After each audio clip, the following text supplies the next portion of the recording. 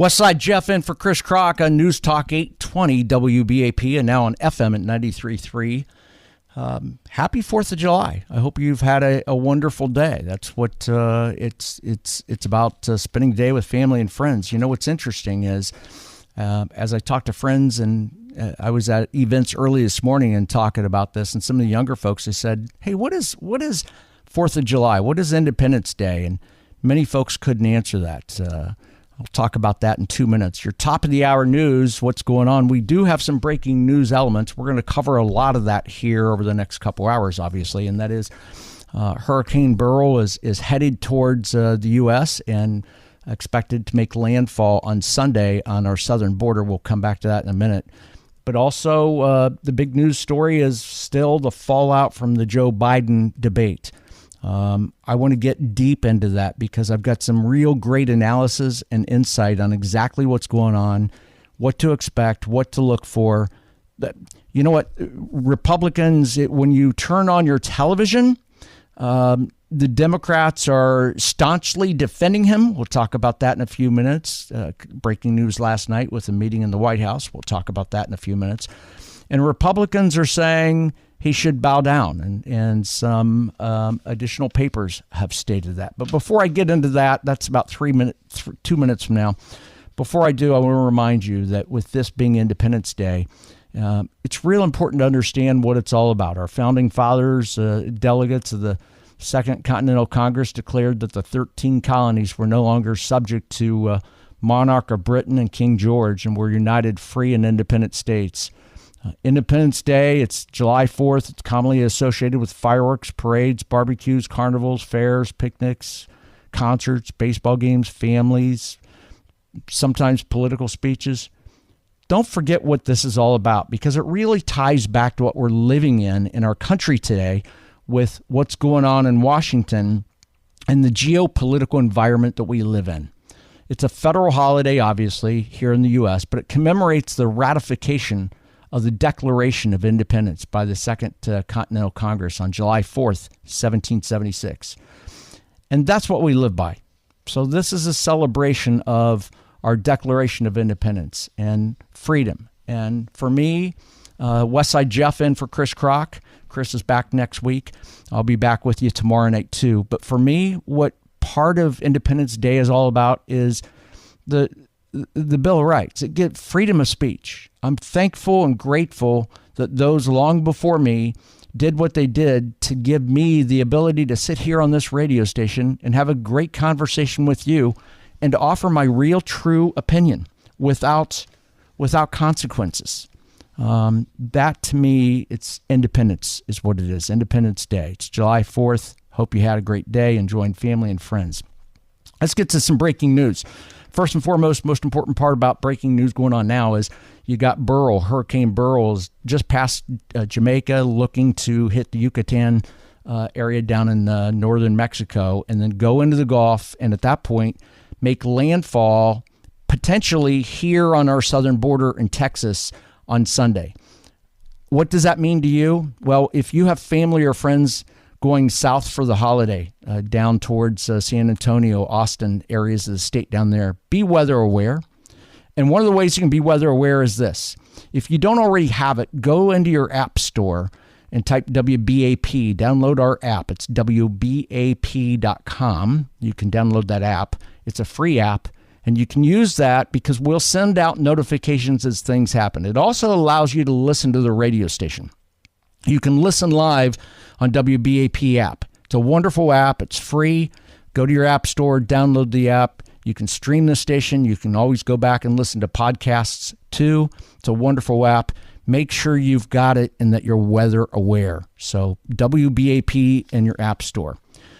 Also breaking news in the last several hours is last night, the President of the United States had about 20 governors in the White House till late last night, and they're Democratic governors. And it was all about showing support for the president. Afterwards, governors came out and gave some speeches. I'm going to tell you more about that and what happened, but more importantly, what to read into that in about 4.5 minutes. Again, Westside Jeff and for Chris Krok. The other news today that came out today is the Boston Globe is another one of the newspapers today that came out this morning, I believe it was, and added to the nearly dozen newspapers across the country calling for President Biden to step down from his 2024 reelection campaign. That makes, I think, close to a dozen newspapers. And let me tell you, when newspapers, the most liberal reporting media across the globe, when newspapers actually put that in writing, I mean, can you imagine? Listen, raise your hand if you ever thought you'd see in your lifetime, ever, where a newspaper would publish an opinion, an op-ed, an editorial piece that said, hey, to the current president, who's a Democrat, we want you to not run for re-election because your mental acuity is not there. Your mental faculties aren't there. Raise your hand if you thought that would ever happen in your lifetime. Yeah, I didn't raise mine either. That is very telling. And that's a dog whistle. Listen, a dozen papers, yeah. There's going to be more coming, more of those coming. Again, about 4 minutes, I'll tell you about the meeting last night in the White House. I'll tell you how that impacts you. I'll tell you what to look for. It's also important because it is July 4th.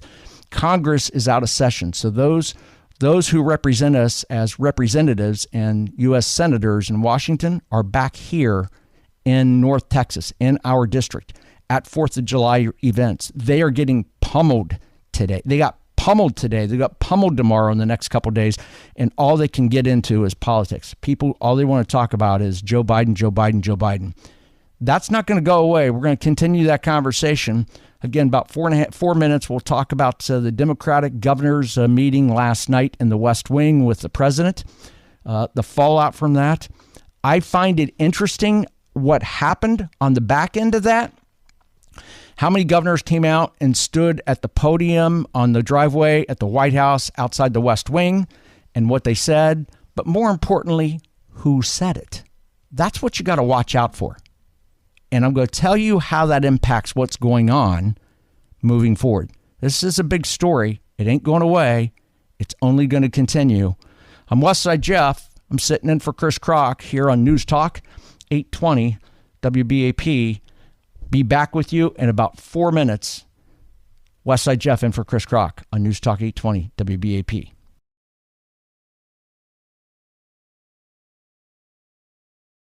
Westside Jeff in for Chris Krok tonight. Happy 4th of July and Independence Day to you. Chris is taking the week off to spend with family and friends.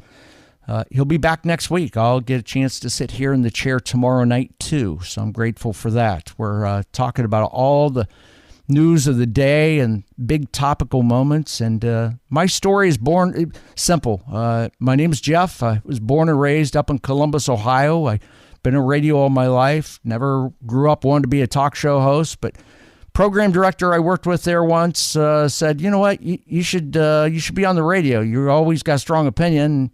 Tested it out, and the rest is history. And that was probably 15 years ago. And here I am sitting in Texas doing talk radio, and my story is simple. I give you a common sense opinion on current events. That's what I do.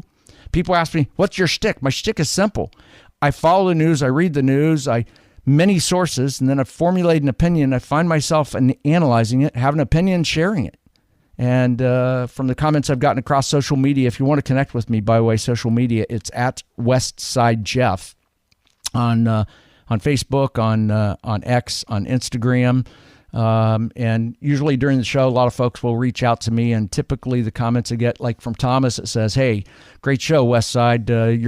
You're speaking from my mind." And that's kind of how I look at it. I just it's a lot of what you're thinking. I'm just putting it into our words and sharing it. Talk radio to me is just a great conversation with the community. We're talking about the biggest story going on, that this story's not going to, and let's talk about this story. The story's not going to go away. One of the things about the news that you have to understand is the news is cyclical, but we are consumers of recency. And when I say recency, by the way, I'll get into the Democratic governor's meeting in about 3 minutes that happened last night, because there was news out of that ties into this. But news is about recency. You and I have short attention spans when it comes to news. If I asked you right now, what was at the top, what was the lead story on the news on this station that wasn't Biden related on Monday? What was the headline in the Dallas News on Monday that wasn't Joe Biden oriented? What was the top local story in North Texas yesterday? You can't tell me. It's because that's old news. We're on to the next story, right? Our minds are trained from a news perspective that when a news item hits, we've consumed that news item and we're looking for what's next. And that's usually good for people in the news on with a bad story. But this story about Joe Biden is not recency. This story is not going to go away. This story about Joe Biden and the performance in the debate, this is not just about a performance of the debate. You see, the White House press secretary, KJP, thinks this was about a cold. He was traveling internationally. He was, blah, blah. No, this is a man that's got dementia. This is a man that's not qualified to be in office today. To me, this isn't a story about, is he qualified to run for re-election? This is a story the man is not capable of handling of being in the office, of dedicating his life to 24 hours a day, 7 days a week, 365 days a year. Today, this story's not going to go away. They can't cover this up. And we're going to talk about that as time goes. Last night, I mentioned a moment ago, we'll get into the Democratic governors meeting. Last night, Democrat governors, about 20 of them met with the president in the West Wing. And what I'm going to tell you, not only the analysis of what happened, but I'm going to give you my opinion. And my opinion is always looking sometimes forward. So here's the things I want you to look for moving forward. And when they happen and you see them, I want you to say, Westside predicted that. Jeff told me it was going to happen, and there it is. He knows what he's talking about. Last night, the governors met with Joe Biden for, I think, an hour and a half, something like that. Afterwards, there was a podium set outside the West Wing where 3 governors came out and spoke. And what you probably, if you watched that, you probably didn't put 2 and 2 together, but you need to. You got to look at the 3 governors that spoke at that podium. The first one to speak was Illinois Governor J.B. Pritzker. He's a Democrat in Illinois. He spoke because the DNC is going to be involved in Illinois. You can't do anything without going through Illinois and the Democratic Party, Chicago, labor. All those things are very important in New York or in Illinois. The second one that spoke was, I think, if I remember right, it was Kathy Hochul. She's the governor of New York. Another heavy Democratic state. The only one that didn't speak was the governor from California. They specifically didn't want Gavin Newsom to speak because all the rumors that he's the one that could replace Biden on the ticket. So they wanted to keep him in the backseat. They wanted to keep him in the background. They didn't even bring him out. You got to be asking yourself, hey, why was Pritzker out there? Why was Hochul out there from New York, Pritzker from Illinois? But where was Gavin Newsom? Gavin Newsom was in the meeting. Why wasn't Gavin Newsom visible after the meeting with the president? You ought to ask yourself that. You got to ask yourself that because that's the talk that he could be the guy. We'll talk about that again after the bottom of the hour news. But the bigger story to me was the third guy that talked. You probably, if you saw it, you didn't put 2 and 2 together and think about it, what it's all about and the connections and so on. But if you did, and you're really intuitive from a political insider, so to speak, you put it together. The third one was Wes Moore. Now, Wes Moore is the governor of Maryland. He assumed office in January of 2023. He's a black man. He's, I think, 45 years old, something like that. His education is Valley Forge Military Academy and College. Great credentials. He also went to Johns Hopkins University with a Bachelor Arts. Pretty good credentials. He also went to Wolfson College, Oxford. Great credentials. And that was a military, I think it was military literate, something like that degree. He served in the United States Army from 1998 to 2014. He rose to the rank of captain. He was in the unit 82nd Airborne Division. He was involved in Afghanistan. He's won several awards around his tours of duty. He also got national visibility when that ship in Baltimore hit the harbor and closed that down. He's the guy you got to watch. I always look for who's next in the Democratic Party and the Republican Party. Who's on the bench? Nobody knew that little guy, that guy, unknown guy named Barack Obama until he went up and spoke at the DNC. I was watching that. He ended up becoming president. Nobody knew a guy named Clinton until they put him on that ticket very late in the campaign, and he rose to president. Watch Wes Moore. Again, Wes Moore, 45-year-old guy or so, married, has military background, great credentials in college, a good education, well-spoken. He is a rising candidate in the Democratic Party. And I'm going to make an argument later that if and when they replace Biden, Wes Moore, if I'm a Democrat, he's the guy I put in there at the top of the ticket. And I'll explain that in this next hour or so. I'll tell you more. But again, last night, after the Democratic governor's meeting with Joe Biden to shore up his resources and shore up his support, who comes out? The governor from Illinois, the governor from New York. Who was missing? The governor from California. You got to ask yourself why. Why was he not there?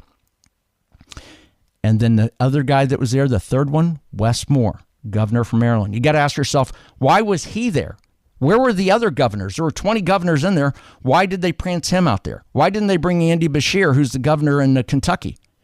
Why did they bring Wes Moore? Because Wes Moore is a future star in the Democratic Party. That's why. That was part of a test last night.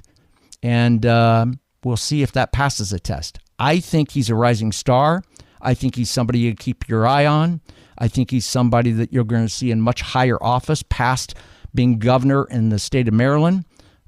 Wes Moore is somebody to keep your eye on. We'll continue the conversation after the bottom of the hour news. We got the news coming up in a few minutes. I'm sure we'll be talking about the Hurricane Beryl coming in, going to impact the southern border. And again, the top story of all, and that is Joe Biden and his mental acuity. Is he prepared to run in 2024, his reelection campaign? I'm Westside Jeff in for Chris Krok on News Talk 820 WBAP, and now on 93.3 FM.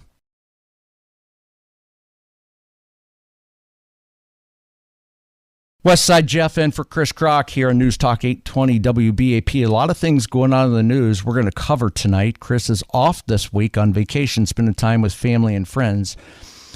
I'll be back again tomorrow night. Chris will be back with you on Monday night. But we've got you covered with all the news stories. That's what I do. I follow the news, catch up on what's going on, and get a chance to talk about it. Earlier today, being 4th of July, I went over to my daughter's house. She bought a new home, and she's newly married, and this is their first. They just moved in a month ago, and they hosted a party of about 15 people or so. They're all, 28 to 35. I think it was actually about 20 people there, and she was it's so fulfilling as a parent. You understand what I'm talking about when you look at your child who you born, you raised, you groomed, you sent through school, you've gave them the tools of life to command and to handle life on their own. Listen, I'll say it very publicly. If I die tonight, I'm okay because my daughter is ready to fend for herself. Now I've got a second daughter that's not there yet, but that gives me all the time to focus on her. But my oldest daughter, the only thing about her today was they end up bringing in with about 20 people or so. They brought in, I think, 20 hamburgers and about 20 hot dogs. And I said to her, "What the heck are you thinking, hot dogs? Who eats hot dogs? I like them. But young adults, 20-year-olds, they don't eat hot dogs. They want brats." So she's like, "Dad, I thought they liked hot dogs." I said, "Hot dogs are a kid's sandwich, a kid's thing, not an adult thing. Yeah, there's some of us adults who like them. But guess what? Of course, a lot of hot dogs left over. I had gone out before I went over to her house, bought a bunch of brats, and buns, and she said, "What'd you bring these for?" Well, by the end of the night, the brats were gone, the hamburgers were gone, the dogs were left over. She won't make that mistake again, but God love her. Thank you, Danielle, for having me. I appreciate it very much. We're talking about biggest news story of the day, and that is a continuation of Joe Biden's quote-unquote performance from the debate a week ago. To me, it's not an issue of performance of the debate. And that's where I disagree with the national reporting media.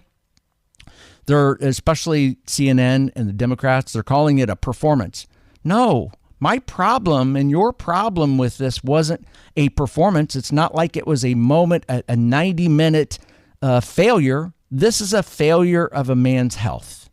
And it's so disappointing to see, because this is the man in charge, the most important, the most powerful man in the world. And he's making decisions on behalf of our country.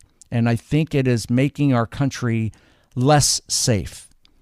And their message is simple: protect democracy.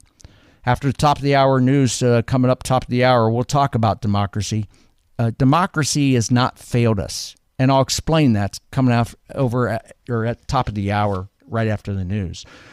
News today, some breaking news today, was that the Boston Globe, add them to that list of newspapers around the country, that nearly a dozen papers now have come out and written op-eds calling for President Biden to step down from his 2024 reelection campaign. Now, it's interesting, Boston Globe published that on July 4th, Independence Day, tie it back to Tea Party. I mean, there's a lot of connections here when you think about this. To think that a major newspaper would actually come out and say that the president is not fit for re-election, it's time for a change, we got to move forward, is one thing. We've got almost a dozen of them, and there's going to be more. Also saw late last night that carried over overnight that Van Jones, CNN's Van Jones, who I actually like Van Jones. I don't agree with him all the time, but of all the talking heads on CNN, Van Jones to me is the one that about he and David Axelrod, those two, that I find intriguing. I find cerebral. I find that they have their thoughts thought out. They've well thought them out. And although they're Democrats and hardcore left, and I don't see eye to eye with them politically, I appreciate and respect their opinions on a lot of things that they share. Van Jones, CNN's Van Jones, has come out and stated that it's time to move on. The more that we see folks say it's time to move on, it's time to get past Biden, it's time to make a change, it's time for another candidate, this ain't going to go away. You know it, and I know it. I'm the one sat here in this chair filling in for Chris Krok last year. Jeff is the name, Westside Jeff. I sat here around Christmas time, the holidays, and I said many times, and it sounded like it was almost a dog whistle. I took a couple calls about it, said, yeah, you're just a blowhard talk guy. And I said then, I'm convinced today, this was 8 months ago, I'm convinced last November, December, that come November of 2024, that the two candidates that will be vying for president of the United States will not be Joe Biden and Donald Trump. And it wouldn't surprise me if it's both of them. And it certainly won't surprise me if it's one of them. And I couldn't tell you if it was Trump or Biden. I didn't know. But I just didn't feel all along. It just didn't feel right, didn't smell right, that those two would be on the ballot. They still could be. I still don't think that's going to be the case. I think Biden is going to be replaced. And I'll detail a little more about what that looks like again after the top of the hour. But I just don't think it's going to be Joe Biden. You can't ignore a dozen newspapers so far with more to come. You can't ignore talking people with real credibility like Van Jones and David Axelrod and others on the Democratic Party who call for a change. You can't ignore that. You can't ignore Congressman Lloyd Doggett down in Austin, a Democrat who comes out verbally and goes on TV and then posts across social media, we need to move on. There's going to be more. And the real telltale's today. And that's because Congress, all the congressional members in Washington have left Washington. They're back here. They're back in our district. They are attending events They're attending fundraisers. They're shoring up their resources. They're talking to their constituents, and they're getting an earful. And I think over the 4th of July holiday, you're going to find that many U.S. senators and many congressmen are going to get Republicans in their grill saying, make a change. Biden's not the guy. And many Democrats will pull them aside one-on-one and say, it's time for a change, Congressman. We'll talk about that in about 4 minutes. I'm Westside Jeff in for Chris Krok on News Talk 820, WBAP, and now on FM at 93.3.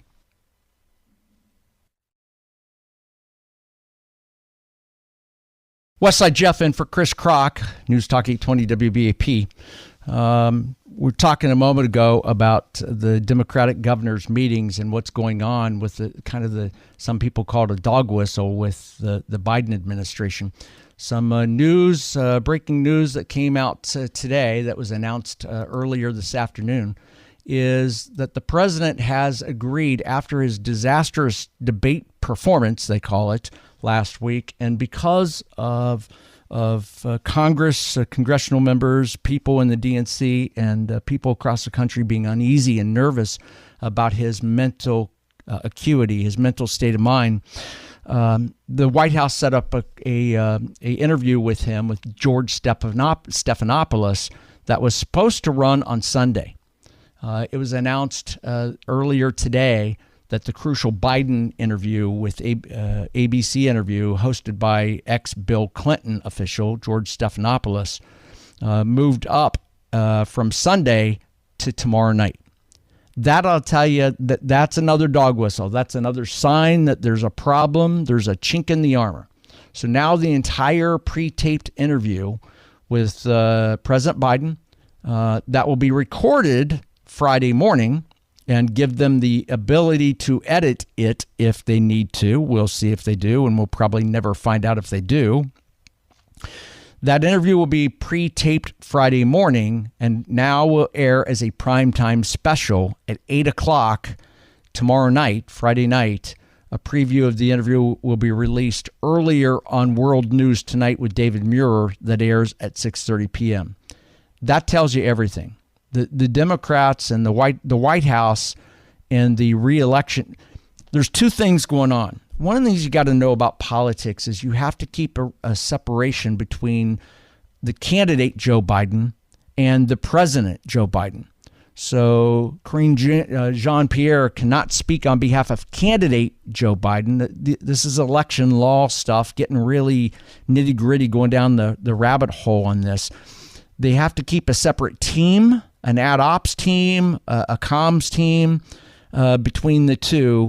And they can have conversations between each other, but they can't. KJP cannot be his spokesman on behalf of him running for office, and his spokespeople for running for office cannot be his official spokespeople for him being president. So they keep those separate. But things do interact, and this is where it interacts, because you've got the current sitting president going to do an interview Friday morning with George Stephanopoulos, primarily as I'll call it a campaign piece. This is a campaign piece more than it is a presidential piece for them. They are going into it with the thought this is a campaign piece to say he's capable of running for office. But you and I, the voter, and I think the American electorate, is looking at this not as a campaign piece, more as a piece on the current president. So keep that in mind as that news breaks tomorrow and we see upfront comments and things about that. They could very well edit what the president says and does. They could stop the tape and say, let's redo that. We will probably never know if they do that. But I suspect he's going to look okay, sound okay, and they're going to try to position it that the president's okay. But they can keep putting that stuff down our throat all they want. You and I know the truth. And the media is a part of that also. The media knows the truth. So that's the interesting thing about this. This whole story about Joe Biden, is he fit to run again? I question, is he fit to serve? And I say no. This is a big old onion, and it's stinky, and a lot of layers of it. And just like big onions, the more you unpeel it, the stinkier it gets, the dirtier it gets, the uglier it gets, and it's going to last for a long time. The story's not going to go away, and it's going to be a story we're going to be talking about for a long time. To me, Westside Jeff in for Chris Krok, to me, this is the biggest political story of my lifetime. I had a conversation yesterday with a buddy of mine, a Republican strategist that does Republican strategy stuff across the country. And we had this conversation, and I said, this is the biggest political story of my lifetime. He said, it's not bigger than Watergate. I said, bull crap. Yeah, it is. Yeah, it is, because a bunch of reasons. Number one is the media proliferation that we have today, the exposure of the media and instant communication with X, formerly known as Twitter, Facebook, social media, but also the depth of media across the channels, streaming platforms. Heck yes, this is if the Watergate thing went down in an era when the media looked like it today, it would have been a bigger deal, but it didn't.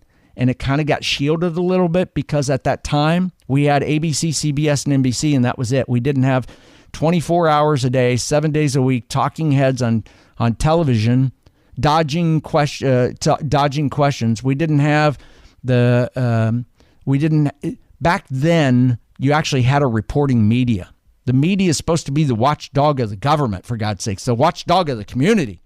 They stopped doing that in the last 15 years until yesterday. We're going to talk about that after the top of the hour, too. The media finally, after realizing they've had the wool pull over their eyes, they've stood up. The media finally started doing their job.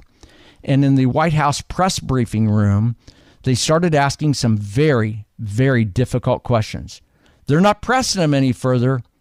I heard a question yesterday we'll talk about in a little bit that I thought was out of bounds. I'm an old-fashioned guy, Westside Jeff. I'm just an old-fashioned guy, and I still think that the office of the president means something. Whether it's a Democrat or Republican, that there's a certain amount of decorum that comes into play. There's a certain amount of levity that comes into play, that we still have to honor the office of the president. That doesn't mean we agree with everything he says or she says or does, but we still have to offer a certain amount of respect to the office of the president.